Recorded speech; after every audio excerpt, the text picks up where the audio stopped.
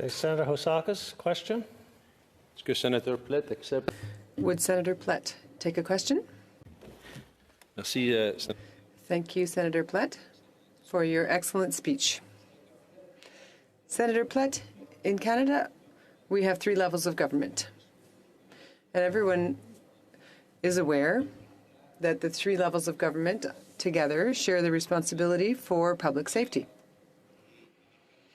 To my knowledge, during this crisis in Canada, there were several demonstrations across Canada, in Quebec, in Montreal, in Calgary, in Toronto, large protests that were very animated in many places across the country. And to my knowledge, there was no municipal or provincial government that asked the Prime Minister to take such an excessive measure as he did. So here's my question. How can you explain that the Prime Minister, all of a sudden, without consulting any other level of government, decided to do such a draconian, excessive thing as he did, without consulting any provincial government nor any municipal government? Well, thank you, Senator Hosaka. I, of course, do not know of the phone calls that the Prime Minister may or may not have made, but I do know that the Act is clear that he is supposed to consult, and I'm not sure whether consulting is sending the premiers a note telling them what he will do. But as I said in my speech, there were 7 provinces that have clearly come out against. A unanimous vote in the legislature in your province of Quebec, and indeed the Premier of Alberta going to court over this if ever there are evidence. And many of the worst protests, at least, were in the province of Alberta, and all police departments were able to make the moves to get things in order. It seemed like all police departments were able to do that, except here on Wellington.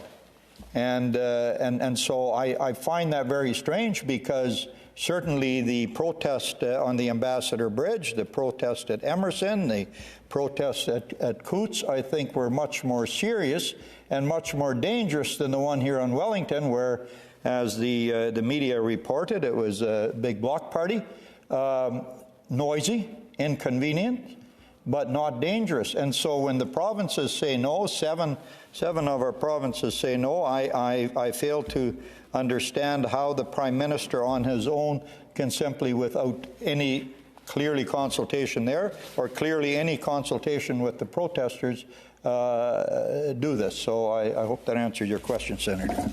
Senator Toulajan. Thank you. Senator Plett, would you take a question? Certainly. Senator Plett, we heard on the floor in this chamber that if someone feels that their account was wrongfully frozen, that they could always go to court. How easy, and I don't know if you can answer this question, would it be for a layman who doesn't have an understanding of his rights, who doesn't know what options are available for him, and who might not have the means to go to court? What do I say to someone who calls me and asks me, as a racialized person, someone who has a racialized name, who might not have that great a command of the English language, and I tell them go to court? I mean, I don't know if you have the answer, because I didn't have an answer. Senator Plett.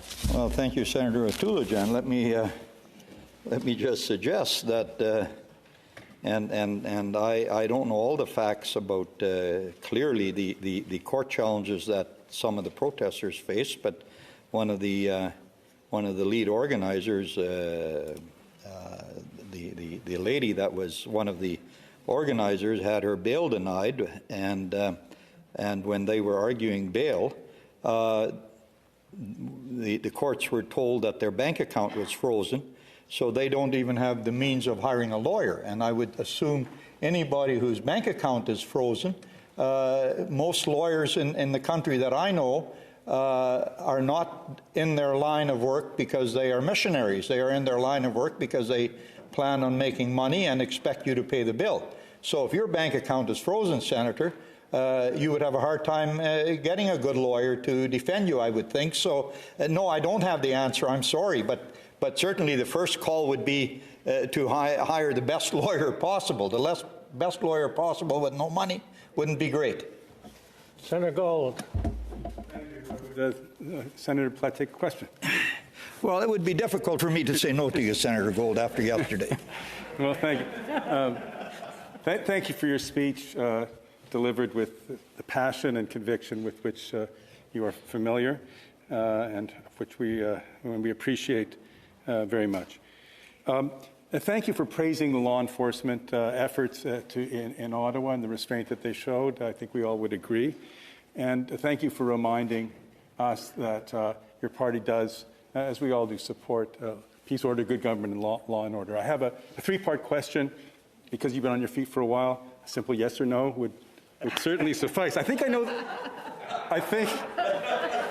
I've learned from the best. And I think I know the answer to I know the answer to the first two. I'm confident that I do, but I'm puzzled, and I will be intrigued by your answer to the third one. Question number one is: do you have confidence in our law enforcement services and institutions? Second, do you believe that government should be consulting and be taking advice from law enforcement agencies when they're dealing with a situation of crisis or law and order?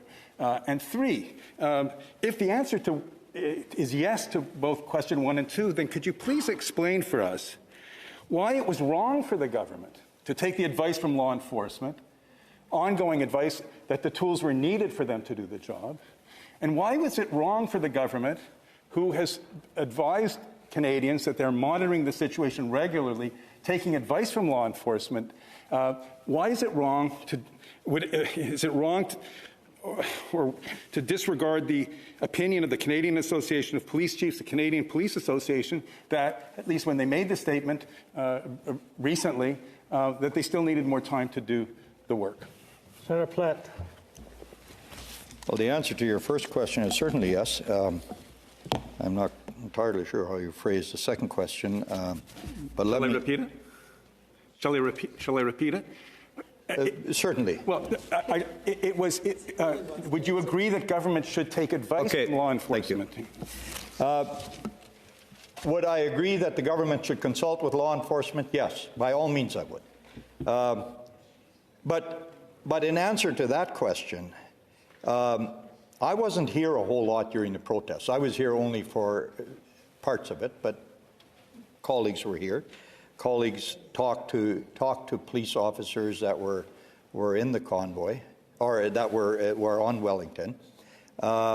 We talked to the RCMP in Manitoba, who dealt with the Emerson situation. And the Emerson situation they handled well. The Coutts situation they handled well. In Ottawa, the police chief had to resign for whatever reason over this, whether because it was too difficult for him. I don't want to put anything into why the police chief resigned, but it was certainly over this issue. But the police were not doing a whole lot other than making sure nobody was getting hurt and so on and so forth. They were policing the situation. Many of the police we talked to were certainly not opposed to the reasons the convoy was here. I'm not going to say that, I was one of them that after 2 weeks said, hey, it's time to go home, folks. And I think many of the police thought the same thing. But they really never, Senator Gold, made an effort. Now, do I believe in consultation with the police? Yes. But the Act says consultation with the premiers as well, which is what Senator Usakis talked about. So I guess my answer to is you don't just completely ignore one, but consult with the other and accept their advice, but ignore their advice. That to me doesn't make sense. Should they consult with police? Should they consider the advice? Should they consider the advice of the premiers? I think in both cases the answer is yes. Senator Gold. Senator Gold. Well, thank you. I've learned from you, and you've learned from me because you didn't answer my third question, so I'll give you another chance. Well, if I may preface to repeat my third question with a preface, as colleagues know, and as I stated in the chamber, and as the government deposited and tabled, the government of Canada did, in fact, consult with all the provinces, and as set out in the document that they were required to table and which was tabled here. My third question was simply, given the appreciation for support of our law enforcement, their professionalism, given that it's appropriate for a government to take their advice, my question is this. The police chiefs of Canada and supported the invocation of the Emergency Act because they said without the tools they couldn't do the job. That was a while ago. They more recently said we support the continuing existence of the Emergencies Act, at least for a little longer, so that we can finish the job. That's the advice that they're giving to the government of Canada. That's the advice that the government of Canada is taking because it's acting responsibly. It doesn't want this to go on any longer, but it's relying upon law enforcement. So I don't understand, Senator Plett, why, with the admiration that we all feel for our law enforcement and the appropriateness of a government taking advice, that you would disregard or you would not find it compelling that law enforcement has been telling our government you did it the right thing by invoking it and we still need it in place. Senator Plett. Well, again, as I said earlier, the argument can be made whether or not it was needed. The vote is whether it is necessary today.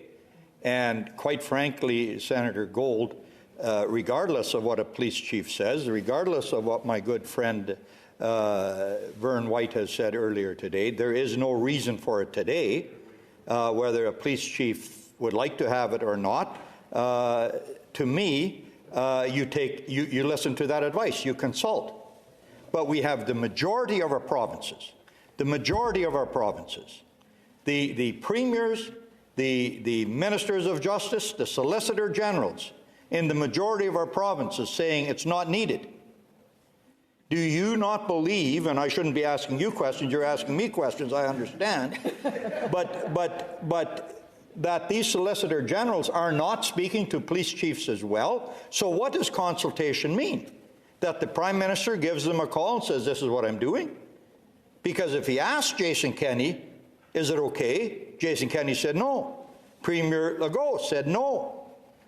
The Premier of Manitoba, Stephenson, said no. Scott Moe said no. So what is consultation? Did he talk to the police chief in Saskatoon and in Regina? Did he talk to the police chief in Winnipeg, or did he talk just to the Premier?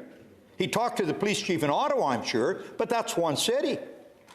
This is a National Emergencies Act. This is not an Emergencies Act for the City of Ottawa. If that's what he had declared, that would be one thing. Then speaking to the Ottawa Chief of Police should certainly suffice. But I do not think, Senator Gold, and I won't go out on the limb with, well, I guess I am out on the limb with saying I don't think the Prime Minister or anybody in the federal government called every police chief in every city in the provinces where they said no and asked the police chief, your Premier says no, would you want us to still continue? I don't think they did. Senator Bernard. Thank you, Speaker. Would Senator Plett take a question, please? Certainly, Senator. So, Senator Plett, thank you for your speech. There has been documentation of many forms of violence for the duration of this occupation. The primary organizers have histories of far-right extremism, including evidence of racist and Islamophobic sentiment. We have heard anecdotes from Ottawa citizens being victims of violence. During the past 3 weeks in Centretown, we have seen hate symbols on display, and we have heard reports of violence and harassment towards media and journalists. Canadians have a right to peaceful assembly and protest, we agree. However, there has been enough evidence that this occupation has not been a safe or peaceful environment.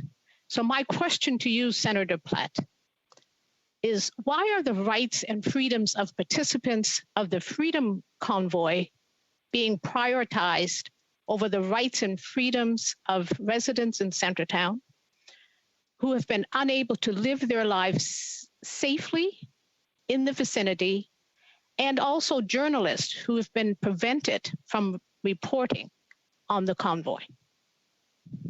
Senator Plett. Well, thank you, Senator Bernard, and your question really does not pertain to the Emergency Services Act. You're asking me a question about, do I believe that one person's rights trump another person's rights? No, I don't. And if somebody did something illegal, if somebody destroyed property, then those people should be charged. If somebody is pulling down statutes across our country, if somebody is putting a rope around Sir John A. Macdonald's neck somewhere in our country and it's pulled down, that person should be charged. If somebody's burning a church somewhere in our country, that's arson. That person should be charged. If somebody is promoting hate in Ottawa, that person should be charged. But you're giving me a whole lot of hypotheticals saying, you have heard this, you have heard that. One person with a flag carrying a swastika who should have been run out of town or whatever we would have wanted to do with that individual, but that does not constitute the rally being promoted by racist people. That's not fair. And so unless the people have done something illegal, I'm sorry, Senator Bernard, you and I may have differences of opinion on issues, but as I said in my speech, I will defend to death your right to your opinion.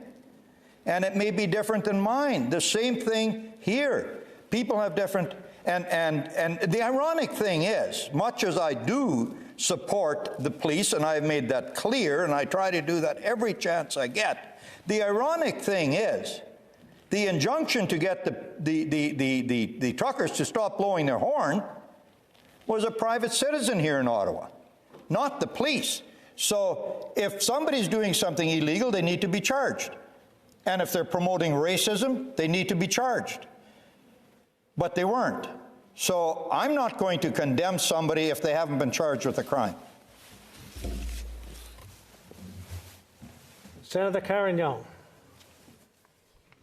Senator, excuse me, Speaker, am I able to ask a follow-up question?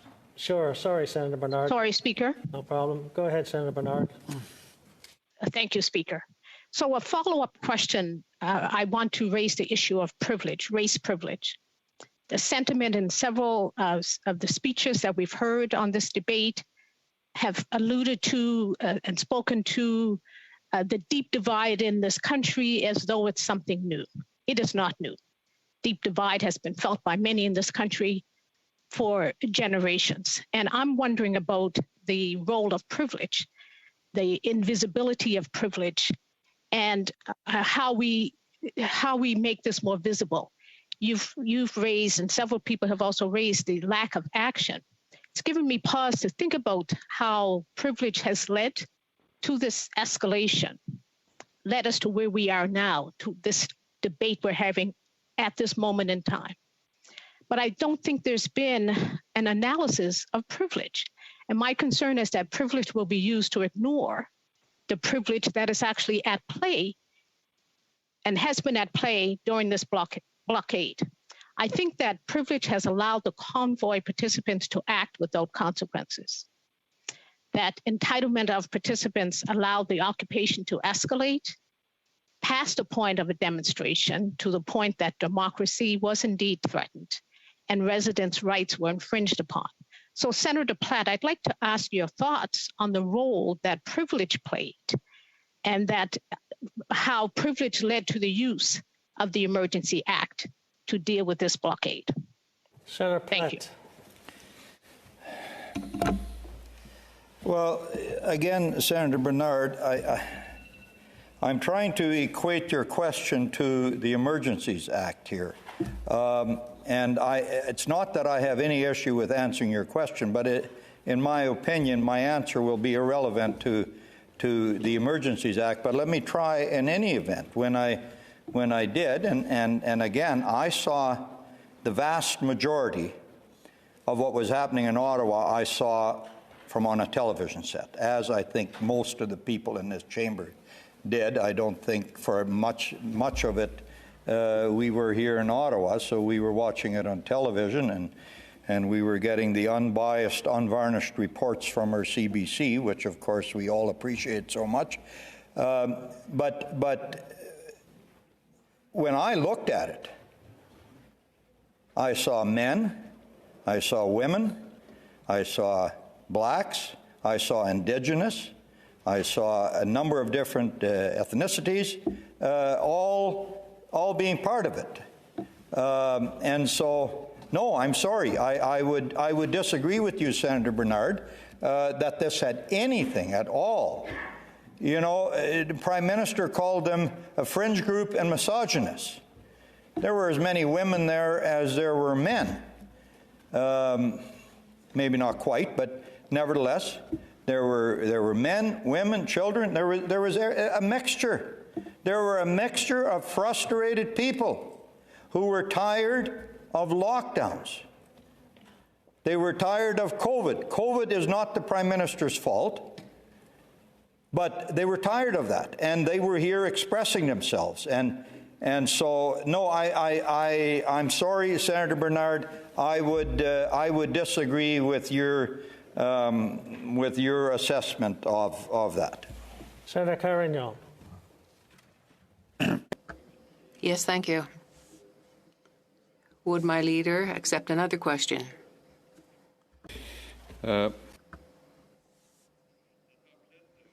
Senator Plett, this week I asked a question of Senator Gold concerning democracy, in which Canada in 2021's index had dropped to the 12th place from the 5th place, according to the Democracy Index. That's 5 levels lower in 1 year. Given the functioning of the government, the political culture, and civil liberties, that's what is looked at in that index. To your mind, do you think that this exceptional use of the Emergencies Act to limit people's rights, to seize bank accounts, do you fear that Canada in 2022 will drop once again by at least another 5 points, another 5 places in the Democracy Index, and be even lower still? Well, certainly, Senator Carignan, I would share many of your same feelings with that. I think our rights and freedoms are being infringed upon, certainly with something like this, drastically infringed upon. And so I find when somebody like Minister Freeland talks about our liberal democracies, and Trudeau does the same thing, I think they are the drivers in pushing that back. Senator Bernard said in her question to me that the dissension has been in our country for years, and I agree with her statement that she said that, but I think it has been escalated in the last half dozen years drastically, and I think the Prime Minister that we have today is driving that and will continue to drive that down. Because I do not see in him the right, the spirit to give people the rights that they deserve. When he says something like he admires the general dictatorship of China, Well, those are things that will drive that index. I believe, Senator Carignan, and yes, I believe it will continue to go down. Senator Carignan. Donc, So, when Professor Andrew Potter from McGill University said to us, talking about this drop in the ranking for Canada, he said that Prime Minister Trudeau, he felt, was directly responsible. His attitude towards Parliament was disdainful. And what you see happening in the streets of Ottawa happens because people are upset with this disdain on the part of the Prime Minister. I would think that you would agree with Senator Potter's estimation.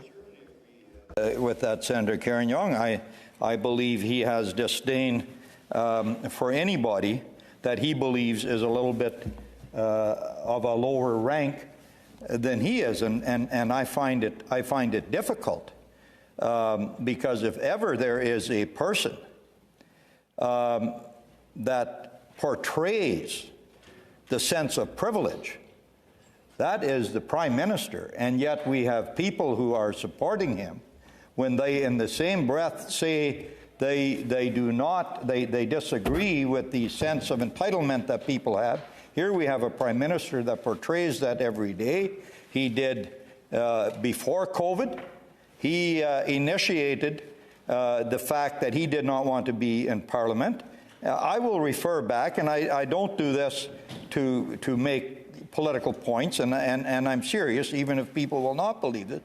The Prime Minister prior to Justin Trudeau, Senator Carignan, you know that he had a disdain for traveling on any foreign meeting when the House was sitting, because he had so much respect for the House that he believed he should be there when the House is sitting.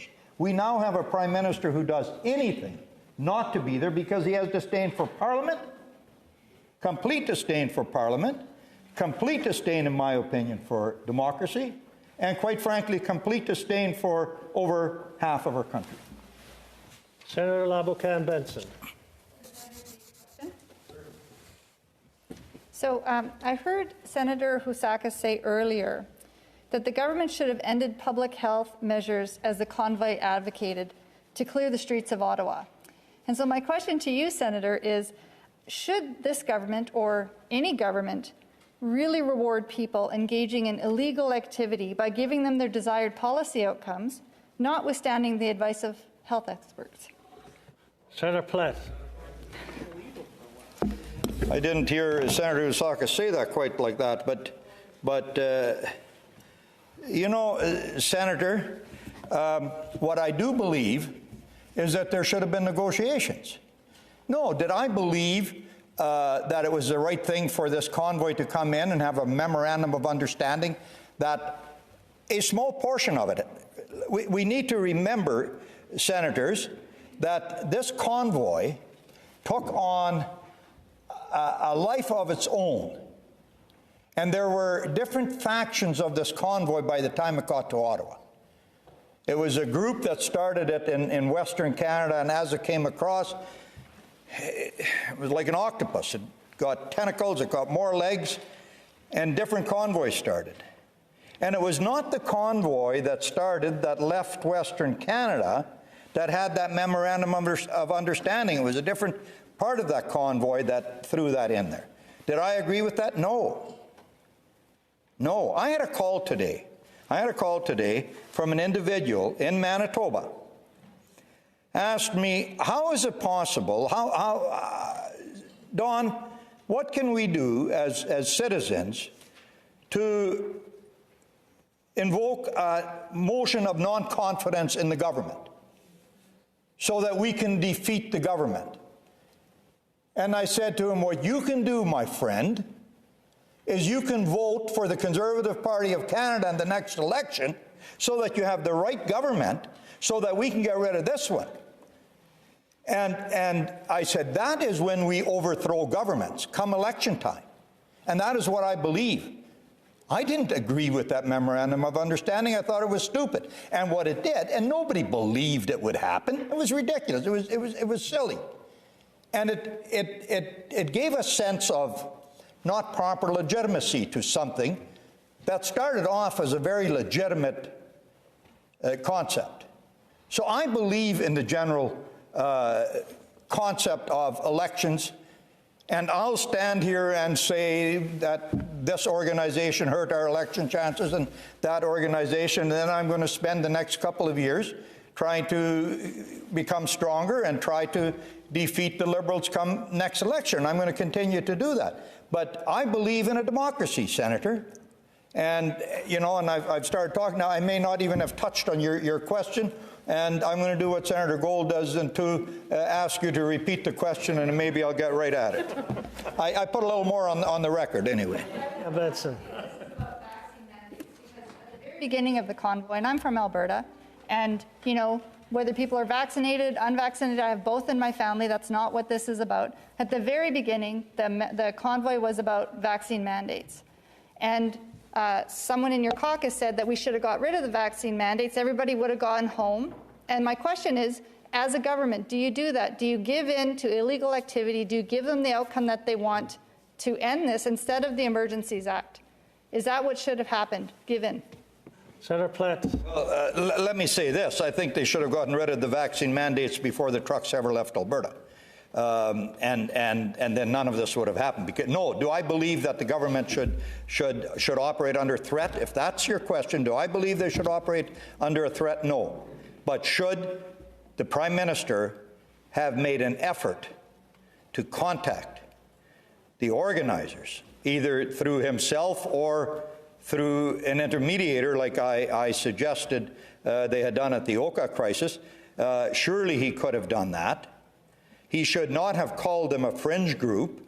He should not have incited hundreds of thousands and even millions of people who agreed with this the way he did. And so he should have tried to make peace. Provinces were getting rid of the mandates already. But instead of getting rid of the mandates that the provinces were getting rid of, our Prime Minister just dug in his heels. I believe he should have done that? No. But that is what that in my opinion, Senator, is what the Prime Minister did, is he dug in his heels and said, there is no way I'm going to give you guys anything, and I'll just make it worse for you. That also is not correct. Senator Cotter. Certainly. I really enjoyed the remarks, Senator Plett. I thought they were thoughtful and deep and meaningful and heartfelt. And my question is really a technical one. I think it's an important one, and it's the dialogue that Senator Tanis and I had a bit earlier about what is the time at which we are making this decision. I'm a lawyer. Sometimes it's an advantage, sometimes it's a curse. And I don't want to pose this as some kind of a legal trap, but I want to describe what I think the meaning and intention of the legislation is and invite you to comment, and I won't ask a follow-up. Okay. The government issues the declaration. They are required then to table the declaration. They're required to table their justification for it, their report, the information about their consultations, and all of that in relation to the declaration they issue. That comes to us. One would have thought in the normal course that that's what we're deciding on, whether the case that they did and presented to us was good enough. And the reason why that seems to make sense to me, I think maybe Senator Tanis and I disagree, is that when you turn the page then, there's another option, which is for a group of us, if we think it's the right course, to initiate a process to revoke an already existing declaration. So that seems to me then to invite that we should be focusing our attention on a thumbs up or a thumbs down to the government issuing the declaration and the case it presented to us for justification. So not so much today, but presumably last Tuesday or Wednesday or whenever the day is that we should focus on. I won't ask a follow-up. I'd be really appreciative of your view about whether that was what the legislation is really intended for us to do. Thanks. Senator Plett. Certainly, Senator Cotter, thank you for that. I thought I'd at least addressed in part your question in my speech, but let me elaborate. I would counter that with that when the supposed emergency, okay, and so of course I don't agree there was ever reason for the emergency, but aside from that, let's assume that there was, and let's assume I even agree that there was. When that emergency was over, the government on its own volition should have withdrawn that, and they could have done that. And we wouldn't be discussing this right now. That would have been the proper thing. If the government agrees there's no longer an emergency, they shouldn't just dig their heels in and say, we want this passed. That to me, again, is absolutely silliness. So they should have done that. But I guess in a simplistic plumber's view of this situation, if I could, if somebody goes in and robs a bank, and they even believe there may be some terrorists in there, so the call gets made to the army, and the army is starting to mobilize, and then the robbers all come out and give themselves up, and they're being transported over to jail, then we would probably call the army off. We wouldn't say, well, come on in anyway, and continue going into the bank and running around there and doing whatever they would do. We'd call them off. Well, that same thing would apply here. If there's no longer a reason, then I don't think we should have to go to the letter that you're suggesting, which, by the way, Senator Cotter, I hope twice now I've heard you talk about it, I hope you will be a signatory on the letter. We at least, and maybe there are others that are formulating it, but we at least have well over 10 people that have suggested from different groups and caucuses here. I hope we can count on your support for that letter on the very vague chance that the motion here passes. I'm still very, very hopeful, and I like to be positive, thinking that we will defeat the motion. But if we don't, certainly that letter is in the making right now. And so, yes, should we do that if we lose this? But I think the government should do the principled, grown-up thing and say, we no longer need this, so we're dropping it. Senator Brazeau. Yes, thank you, Your Honor. Would Senator take another question, please? Sure. So, as you know, Senator Plett, I used to be part of your party, and you know, I've heard some things that you said here today that is inciting me to take the floor and ask you just two very simple questions. You mentioned that there was Indigenous support with respect to this illegal occupation. Now, that has been denounced by many Indigenous leaders across the country and many Indigenous organizations. And let's face it, we saw individuals pretending to be Indigenous peoples and singing the Yabba Dabba Doo song. And so if that is your view of Indigenous support with respect to this protest, I would ask you to be very careful with respect to who actually was there. And so having said that, my first question is, could you tell me in recent memory, when is the last time that your party has given at least 1 ounce of support to any Indigenous protest vis-a-vis what we have seen in the last 4 weeks? And also, I've been hearing from many members of your party, including a candidate who will run as leader, saying that he supported quote-unquote truckers. Now, and the narrative that you're trying to portray is that, well, this started off with, well, good intentions, good people, and then here comes the octopus, and it grew into something more. So my question to you is, do you have any evidence that you could perhaps share and table with this House with respect to exactly what you're saying, that initially this was supposed to be just a simple, peaceful protest? Because I have not seen anything, and which is the reason why I'm supporting this motion, so that we can get at the bottom of these issues. Isn't that not what you're seeking? Senator Plett. Well, Senator Gold told me I could answer with a yes or no. I'll say yes to part of your question and no to the other part. Senator Brasso, did you have a follow-up question? No, thank you. Senator Audette. Senator Audette. Thank you very much. Thank you very much. Would my colleague, Senator Plett, accept a question from me? Parfait. Et j'ai remarqué. Great, thank you. And I've noted that we can ask our questions in French because of the presence of our interpreters. I thank them for their incredible work. You know, I've said so to you in private, and maybe I've said it before in various exchanges. I'm new here, and I'm not completely at ease in these major discussions, but as a senator, as a grandmother, as a citizen, how can you reassure me, Senator Plett, when I see in Quebec, like in other regions, groups, small groups that are very powerful, where we see that there is enormous economic strength behind their small movements.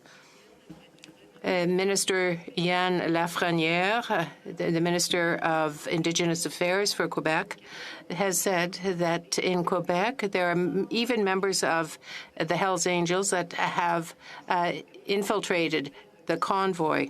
And that really frightens me. It does, because it's certainly not that type of demonstration that I think, at least, that we should be supporting. So how can you reassure me that this motion, if it doesn't pass, how will we combat this type of action? That's my first question. We both know, you and I, that the government is in power in Canada, and the government is very strong in it. There are governments, rather, in Canada elsewhere that are very strong against the Emergencies Act. So would you agree with me that what we are saying and talking about today should apply for future generations as well? Senator Plett. Well, so the ultimate question was, should it apply for future generations? Without question, it will, which is exactly what I said in my speech a few times. We cannot put the genie back in the bottle. So whatever vote we give, we will be setting the stage for future generations. We will be either setting the bar very low for future generations to bring in the Emergencies Act. If we vote yes to this, the bar will be set very low. Because, Senator, we need to work in the present. Senator Cotter asked very much that question, at least about dealing in the present or dealing in what was a few weeks ago. I don't believe it was an emergency a few weeks ago, but let me say this. I have confidence in our police force. I also have confidence in organizations like CSIS, for example. I have confidence in our RCMP, in our municipal police, in our provincial police, in our anti-terrorist organizations that we have, anti-corruption organizations that we have, and without question, there was some idiots that joined this convoy, and there was possibly even some dangerous people that joined this convoy. But there was one smoke bomb that got set off here last weekend, and that was about the extent of it. Now, I believe in our anti-terrorism and our police departments that they knew where this convoy was. It wasn't that people were sneaking into Ottawa. And were there Hells Angels in there. I don't think officially, but maybe they were. But certainly unofficially, were there people of ill repute in a group of thousands of people like that? I'm sure there is in every protest, Senator. There is in every protest that there is in Ottawa. There will be a few people that we all wish rather wouldn't be there, but they have that right. And this was not, I asked Senator Gold this question yesterday, is when did this become an illegal protest? And his answer was very vague on when it became an illegal protest. And so until it became an illegal protest, everybody had the right to be there. Everybody had the right to be there. And we should never infringe on your rights or my rights of being at a demonstration. That is our Canadian right. And so I have confidence that if somebody wants to infiltrate Ottawa, they will do what this gunman did. They will sneak up to somebody and shoot that person, and then go running into Centre Block as he did. They won't come driving from Alberta to Ottawa in a convoy of big semi-trucks with their name all over the side of the truck and advertising that they're coming here. So if the police had thought there was a dangerous element in there, if the police had thought there were arms somewhere on Wellington Street, you know, they may have allowed me to walk down there and hoped, but they wouldn't have allowed the Prime Minister to drive through that for sure. Sénatrice Audette, voulez-vous poser? Senator Audette, would you like another question?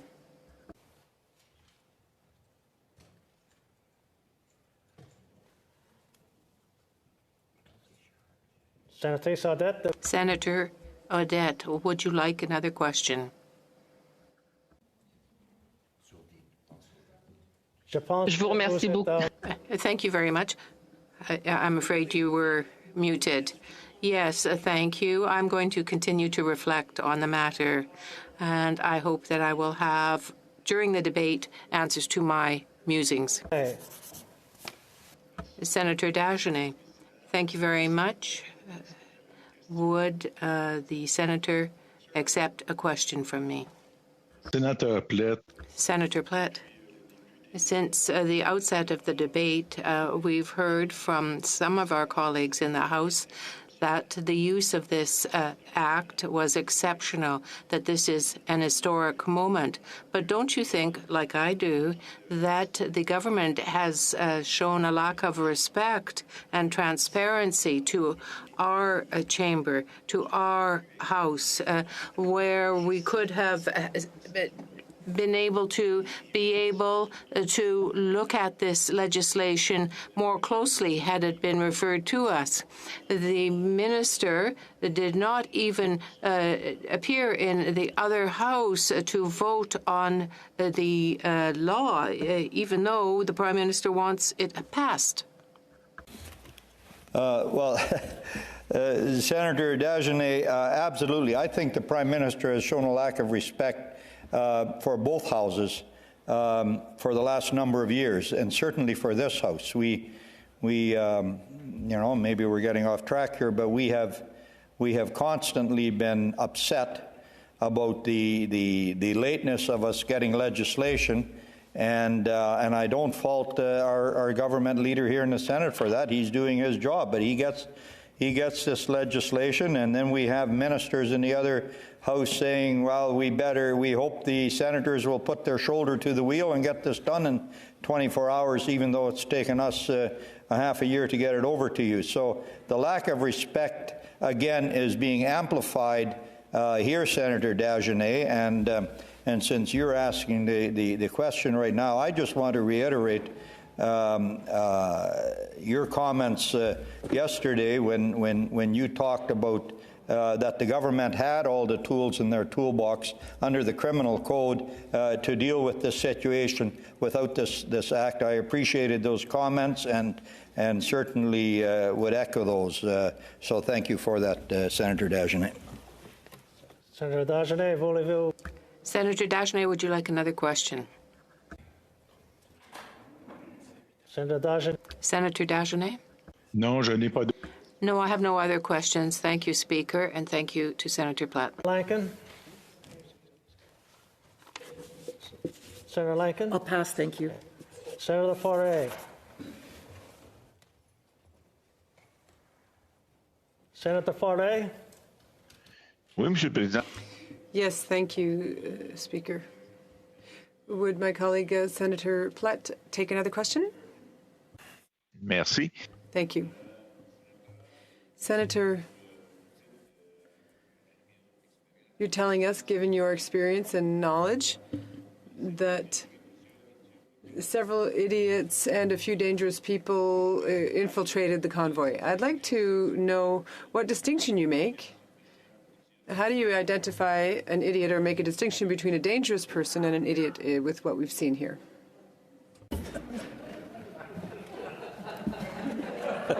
Depending on the question. Senator Faure, I'm not sure whether that was a setup or not, but I don't know that I could definitely. I would say an idiot is always a dangerous person. So I don't know that I have to separate those two.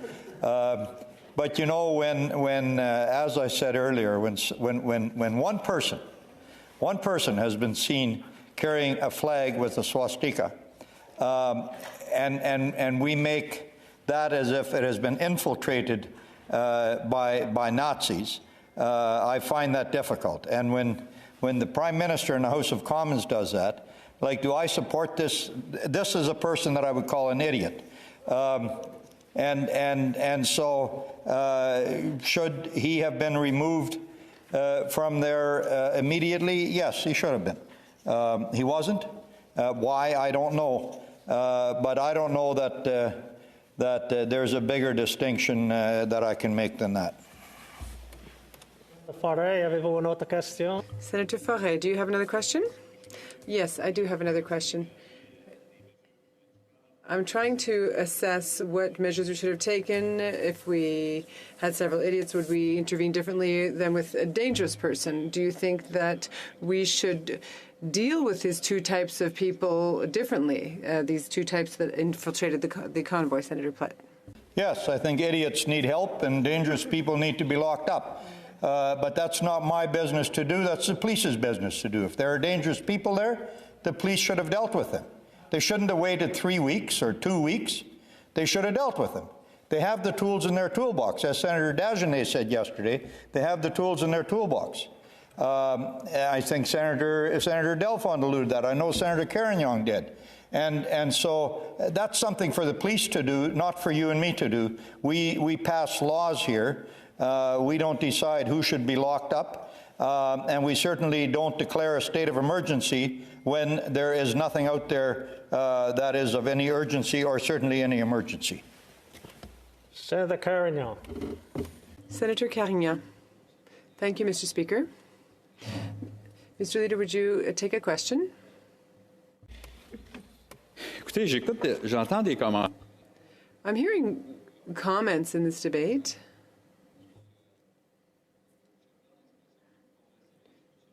that raise the hair on the back of my neck.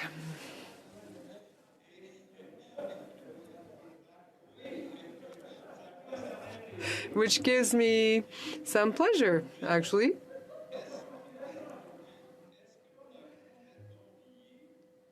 But have we completely forgotten that we live in a society where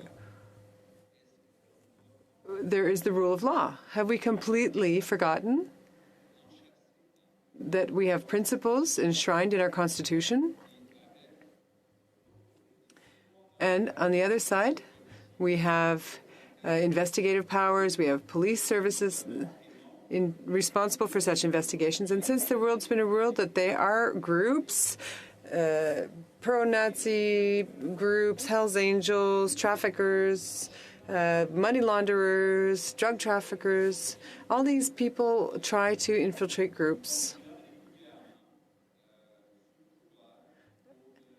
and work in underhanded ways to try and forward to try and forward their own purposes for like money laundering. So it's always been that way, and it always will be.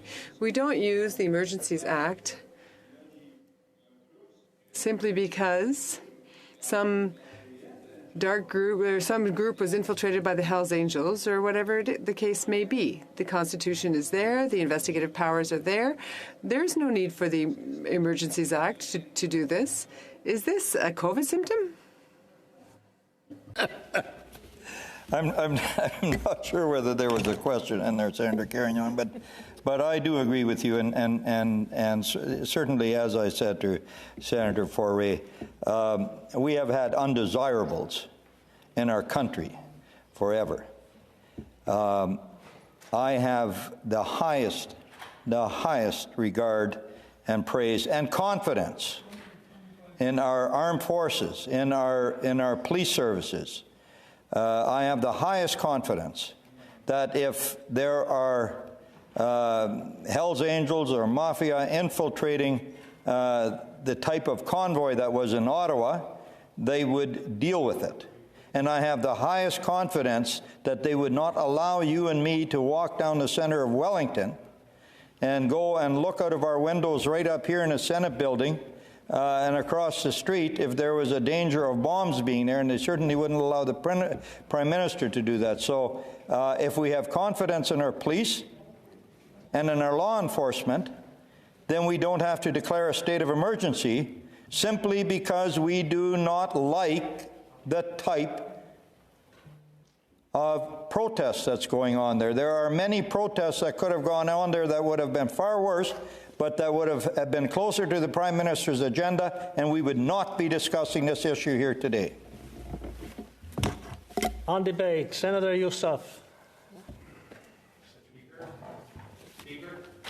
Oh, I'm sorry. Sorry, Senator Youssef. I'm sorry, Senator Housakis. Did you wish to ask another question? Yes, if Senator Plett would take another question. Thank you, Senator Plett. I want to drill down a little bit more on the point that Senator LeBoucan-Benson made in regards to mandates. We've seen over the last few weeks, right across this country, provinces, of course, who are at the front line of dealing with COVID, with the advice of science and their health officers, have come to the realization of lifting mandates. We're lifting passports, for example, March 14th in Quebec, March 1st, all passports and mandates are being lifted in Ontario. They've already been lifted in Western Canada. So why at a time when the science is telling us and provincial governments across the country are lifting all kinds of mandates, why did Prime Minister Trudeau think it wise to double down and maintain these specific mandates targeting a specific industry when all he had to do, and I've been saying this now for the last few days, is eliminate those mandates and we wouldn't have these protests and disruptions in Ottawa. So why is he going against the alignment of sciences and his provincial counterparts? And my second question to you, Senator Plett, is at the beginning of this COVID crisis, truckers in this country were hailed by this government and by all of us as heroes. They were essential workers that kept us fed, that transported food across the country. All those things we get on Amazon and at Costco and Club Price and Walmart is due to these people. So at which point, Senator Plett, did these heroes during the crisis, along with our healthcare providers, become these deplorable, undesirable extremists? At what point? Was it at the point when they started disagreeing with public policy with the Trudeau government? Was that the point? Plett. Let me take this opportunity just to one more time, and I know it isn't answered and on the record, but to read this. This is the Prime Minister who tweeted, in the early days of the pandemic, while many of us are working from home, there are others who aren't able to do that, like truck drivers who are working day and night to make sure our shelves are stocked. So when you can, he said, please thank a trucker for everything they're doing and help them however you can. Senator Housakis, in the beginning of the pandemic, we had leaders, including the Prime Minister, telling us, we have your back. In my own province, they said that, and this isn't this Prime Minister, but I'll use it anyway. We have your back. 3 months later, then they had a snitch line developed where report your neighbor. That is what this has done. That is the type of leadership we have here. One day we have your back, the next day report your neighbor. And so, Senator Housakis, do I believe these mandates should have been lifted? Yes. However, officially, I cannot say that that is what the Prime Minister should have told truckers that were coming here to protest. I think if he had done it before they got here, would have been the time to do it. Because, as you say, provinces were doing that. And the inconsistency of these and how they telegraph these things out, on that date, we will lift this mandate. I'm not sure how science says on that date things will be better, but somehow they do.